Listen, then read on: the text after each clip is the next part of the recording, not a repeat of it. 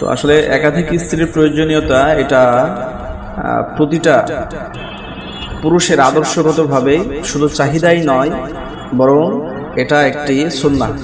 আর প্রতিটা পুরুষকে আল্লাহ এই মেজাজে সৃষ্টি করেছেন। সুতরাং একাধিক বিবাহকে প্রতিটা মুমিন আন্তরিকতার সাথে এটা সম্মান করে এবং দ্বীনের বড় ফায়দা মনে করে। তো দাম্পত্য জীবনে সৌভাগ্যবান পুরুষ সেই ব্যক্তি যার 4টা নেককার স্ত্রী আছে, আর প্রত্যেকটা স্ত্রী তাদের সন্তানদেরকে দ্বীন ইমানের সাথে জিহাদের জন্য প্রস্তুত করে এবং স্বামীকে দ্বীন ইমানের সাথে মজবুত করতে সাহায্য করে, পাশাপাশি নিজেও জিহাদে অংশগ্রহণ করার ইচ্ছা পোষণ করে এবং পুরো পরিবারকে শহীদ হওয়ার তামান্না দেখায় এবং সে নিজেও সে তামান্না রাখে এবং কালেমার যে হক, এই হকগুলো যথাযথভাবে সে আদায় করে। অনুরূপভাবে সেই নারীরাও সৌভাগ্যবান যে নারী পুরুষের দিনদারিতা দেখে মুজাহিদদের জীবনে একাধিক স্ত্রী হওয়ার আকাঙ্ক্ষা রাখে, নিজেকে দ্বীন ইমানের উপরে উঠাতে মুজাহিদদেরকে বিবাহ করে এবং নিজেরাও জিহাদের জন্য রাস্তা প্রস্তুত করতে সহযোদ্ধা হিসেবে স্বামীর কাঁধে হাত রাখে। এমন মোহাব্বতের পরিবার পাওয়া যেমন কঠিন, আবার যারা পেয়েছে তাদের মধ্যে ভালোবাসার যে তাসির এতটাই গভীর যে তারা দুনিয়াতেও জান্নাতের তৃপ্তি অনুভব করতে পারবে। তো আমরা যদি বাস্তবতা দেখি, Syria, Iraq, Afghan, Somalia, Yemen সহ যে সমস্ত ভূমিগুলোতে মুসলিমদের জিহাদ চলমান আছে, সেই ভূমিগুলোর নারীরা মুজাহিদদেরকে বিবাহ করতে নারীরা নিজেরাই মুজাহিদ ভাইদেরকে, অর্থাৎ মুজাহিদ ভাইদের দিনদারিতা আর জিহাদের সাথে যুক্ত থাকা সম্পর্ক দেখে বিবাহের প্রস্তাব দেয় নিজেরাই, এবং এই মুজাহিদদের ভাইকে তারা তালাশ করতে থাকে। এমনকি ভিন্ন ভিন্ন দেশ থেকেও যে নারীরা ঈমান নিয়ে বাঁচতে চায়, শিরক থেকে যারা মুক্ত থাকতে চায় এবং দারুল ইসলামের প্রয়োজনীয়তা সম্পর্কে এলেম রাখে, সেই নারীরাও হিজরতের অপেক্ষায় থাকে অপরিচিত এই মুজাহিদদেরকে স্বামী হিসেবে গ্রহণ করতে। বাস্তবতা এটাই।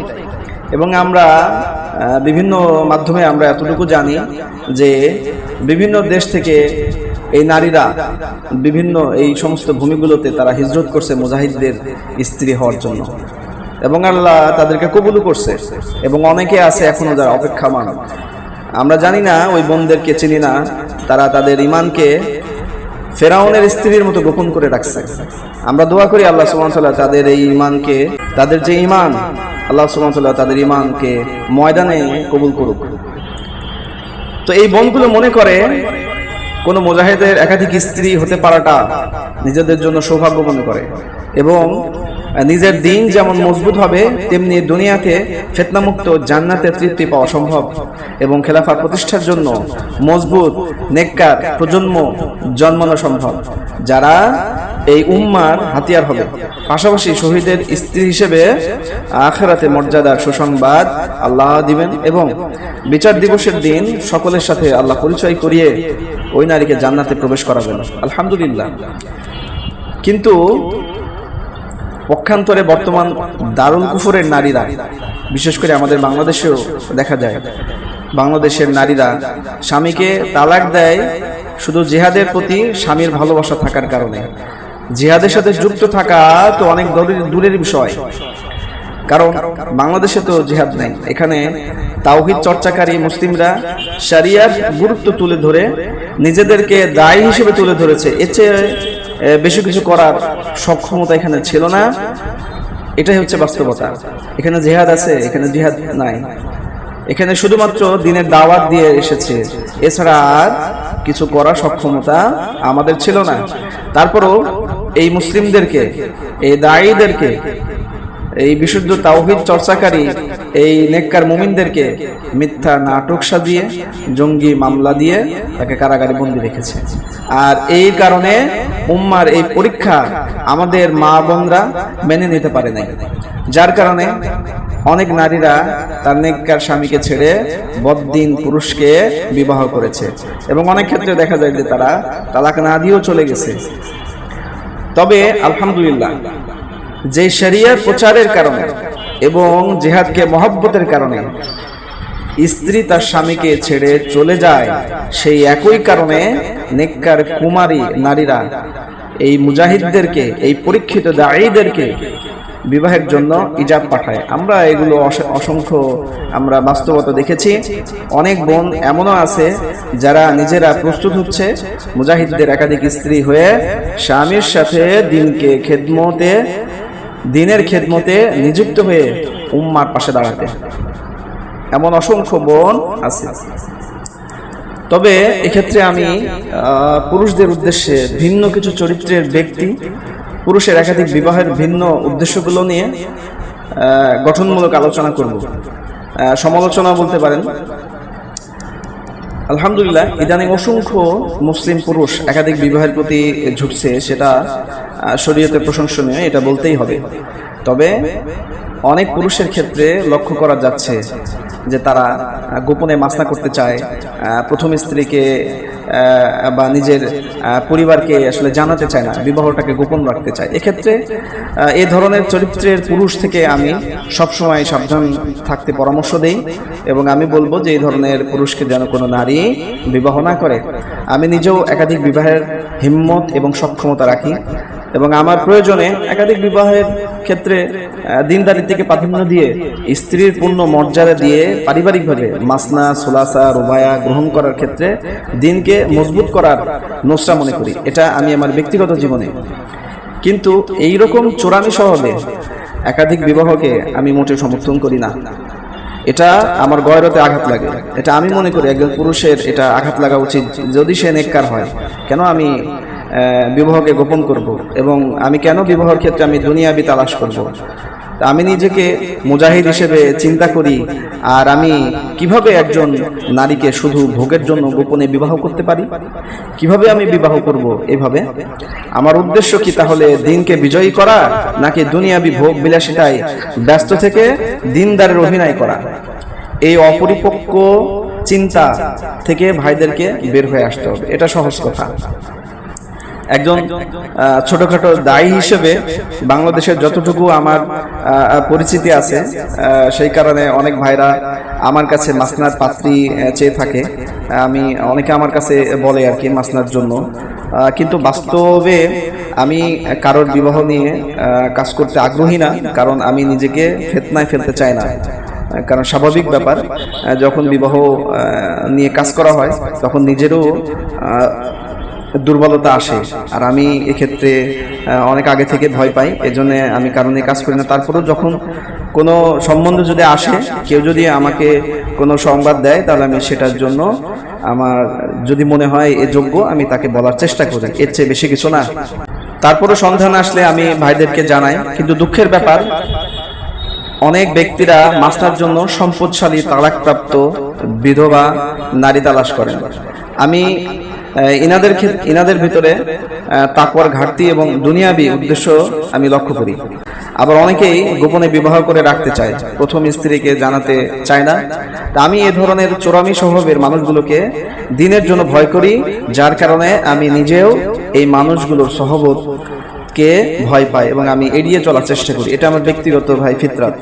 কেউ আমার এই কথায় মনে করবেন না। আমার অনেক দিনী ভাই যদি মনে করেন, আমি এক্ষেত্রে আমি আশ্রয় চাচ্ছি। কারণ গোপনে বিবাহ করা এটা সুন্নাহর খেলাফ। রাসূল সাল্লাল্লাহু আলাইহি ওয়াসাল্লাম বিবাহকে ঘোষণা দিয়ে এবং তা প্রকাশ্যে সবাইকে জানিয়ে বিবাহ করতে বলেছেন। কাজেই বিবাহ গোপন করা মোটেও উচিত না, এটা সুন্নাহর খেলাফ। এই কারণে সমাজে বহুবিধ সমস্যা, ফিতনা এটা তৈরি হতে পারে। এটা নারীর জন্য সমাজে আত্মসম্মানে অনেক বড় একটা বাধা হতে পারে এবং আত্মসম্মানে বড় একটা ফিতনা সৃষ্টি হতে পারে। ধরুন এই পুরুষটি মারা গেল, গোপনে বিবাহ করার পরে পুরুষটি মারা গেল, তাহলে এখন এই অবস্থায় এই নারীর পবিত্রতা নিয়ে অবশ্যই এই প্রশ্ন উঠবে এবং পরবর্তীতে যে প্রশ্ন উঠবে, এই প্রশ্নের কারণে এই নারীকে চরিত্রহীন এর অপবাদ দেওয়া হতে পারে। এটা খুব স্বাভাবিক একটা বিষয় এবং এটা অনেক ক্ষেত্রে এটা আমরা সমাজে এই ফিতনাটা আমরা দেখেছি। তাছাড়াও এখানে চোরের মতো একটা মানসিকতা সৃষ্টি হয়। একটা মুমিন হবে, সে একেবারে ফ্রেশ থাকবে, এবং কারণ এটা তো সওয়াবের কাজ, কেন আমি এটা চোরামি স্বভাবে আমি কেন করব? সুতরাং যারা গোপনে বিবাহ করতে চায় তাদের থেকে বোনদের বেঁচে থাকাটা আসলে জরুরি। আবার অনেক পুরুষের অভিযোগ, মানে ঘরের প্রথম স্ত্রী জাহেল বা ওয়াহিদার প্রতি আগের মতো সে আকর্ষণ এখন আর কাজ করে না, এখন এই কারণে সে মাসনার প্রয়োজন মনে করছে। আবার অনেক দিনদার ভাইরাও মাসনার জন্য দেখি সম্পদশালী বোনদেরকে তালাশ করেন। এবং দুঃখের বিষয় হলো অনেক অসহায় বিধবা দরিদ্র তালাকপ্রাপ্ত দিনদার বোনদের বাচ্চা থাকলেও সেই বোনদেরকে বিবাহ করতে চায় না, বাচ্চার দায়িত্ব নিতে চায় না। এক্ষেত্রে আমার স্পষ্ট বক্তব্য হলো, এই মানুষগুলো বিবাহকে দুনিয়াবি উদ্দেশ্য বানিয়ে নিয়েছে। এদের লক্ষ্য উদ্দেশ্য দিনকে বিজয়ী করার পিছনে নিজেকে যোগ্য করে তোলা না। সাহাবাদের পারিবারিক জীবনের সাথে আমাদের পারিবারিক জীবনের সংযুক্ত মিল খুঁজতে হবে, এবং সেটা আছে কিনা এটা আমাদের যাচাই করা দরকার। এবং সেই হিম্মত, সেই মানসিকতা এবং সেই আলামতগুলো আমাদের ভিতরে স্পষ্ট বিদ্যমান আছে কিনা এটা আমাদের যাচাই করা দরকার। যদি না থাকে তাহলে এই ক্ষেত্রে আমাদের দিয়ে দিন বিজয় হওয়া তো সম্ভবই না, বরঞ্চ পারিবারিকভাবেও আমাদের সুখ শান্তি এটা সমৃদ্ধ করা এটা সম্ভব না। ওনাদের সাহাবাদের একাধিক স্ত্রীদেরকে নিয়ে দারিদ্রতার মধ্যে দিনকে মজবুত করেছে, তারা কখনো সম্পদ তালাশ করে নাই। অথচ আমরা এই জামানায় সম্পদ তালাশ করি বিবাহের ক্ষেত্রে। বিভিন্ন মানুষের বিভিন্ন চাহিদার কারণে বিবাহ যেমন কঠিন হয়ে গেছে, ঠিক অনুরূপভাবে জেনাটা খুব সহজ হয়ে গেছে। এবং অনেক বোনদের, অসহায় বোন, তালাকপ্রাপ্ত এবং বিধবা অনেক বোনরা হয়তো কোনো কারণে তালাক হয়ে গেছে, কিন্তু এখন সে দিনের পথে ফিরে আসছে, এখন সে বিবাহ করতে চায়, কিন্তু এক্ষেত্রে দেখা যায় এটা খুব কঠিন হয়ে গেছে। এর দ্বারা আমাদের দ্বীন ঈমানকে বলি দেওয়া হয়েছে। এই কারণে আমি মনে করি যে আমাদের অবশ্যই সতর্ক হওয়া উচিত। সুতরাং মুমিনদের জন্য এই বার্তা, তারা যেন বিবাহকে জীবনের মূল উদ্দেশ্য বানিয়ে না নেয় এবং বিবাহের পেছনে ছুটতে গিয়ে দ্বীন ঈমান যেন না ছুটে যায় সেদিকে লক্ষ্য রাখতে হবে।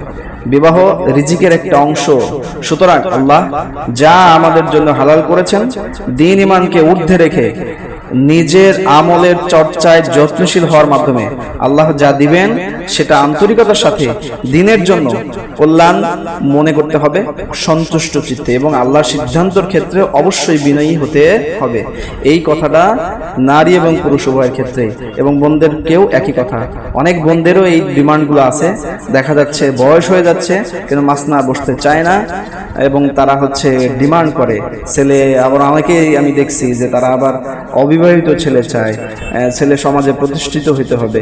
এই চাওয়াগুলো আসলে দুনিয়াবি চাওয়া ভাই। এই চাওয়াগুলো থেকে নিজেকে যাচাই করতে হবে যে আমি আসলে আমার ভিতরে দিনদারিতা কতটুকু। আমাদের চাওয়া এবং দুনিয়াবি যা অর্জন এগুলো শরিয়া দিয়ে চিন্তা করতে হবে এবং সাহাবাদের সাথে মিলাইতে হবে এবং নবী করিম সাল্লাল্লাহু আলাইহি ওয়াসাল্লামের জীবনের সাথে, আদর্শের সাথে, আমাদের চাওয়ার সাথে যখন আমরা আমাদের চাওয়া, আমাদের পারিবারিক জীবন, আমাদের উদ্দেশ্য সাহাবাদের সাথে, নবী করিম সাল্লাল্লাহু আলাইহি ওয়াসাল্লাম জীবনের আদর্শের সাথে আমরা যখন মিল করতে পারবো, তখন আমরা আমাদের দাম্পত্য জীবনও সফল এবং পাশাপাশি আমাদের রাষ্ট্রীয়ভাবে দিনকে প্রতিষ্ঠিত করা আরো বেশি সহজ, এবং বিশেষ করে খেলাফা প্রতিষ্ঠিত করার জন্য আমরা আমাদেরকে নিজেদের জীবনকে যোগ্য করে তুলতে আমরা সক্ষমতা অর্জন করব ইনশাআল্লাহ।